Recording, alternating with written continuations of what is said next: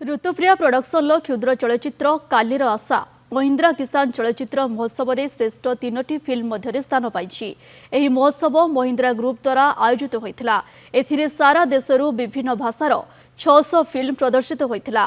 तेबे निर्देशक सुश्री सविता निर्देशन में निर्मित यह चलचित्र कृषक दिवस अवसर में समस्त द्वारा प्रशंसित होईछि। महिंद्रा ग्रुप चेयरमैन आनंद महिंद्रा तांको ट्विटर अकाउंट एक्स रे एही सूचना दैछन्ति। कृषक बाप पुओंको संघर्षर कहानी को नहीं अति चमत्कार भावे गतिशील होईछि फिल्म। आतिश कुमार राउत फिल्मर प्रयोजना करिथिबा बेले शिवांश एवं सुप्रिया राउत चित्रनाट्य निर्देशना दैछन्ति।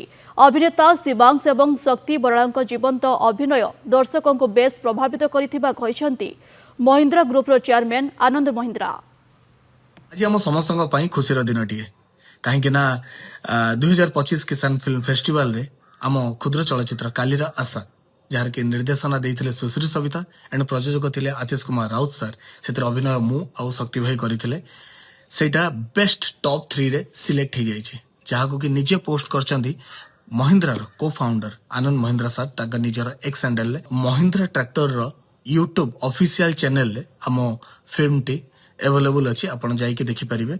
सारा भारत रे आम निज माटीर सिनेमा जमती परिचय सृष्टि करू तो से ढेर सारा भल पाइबा दियंतु ढेर सारा आशीर्वाद करंतु। जय जगन्नाथ।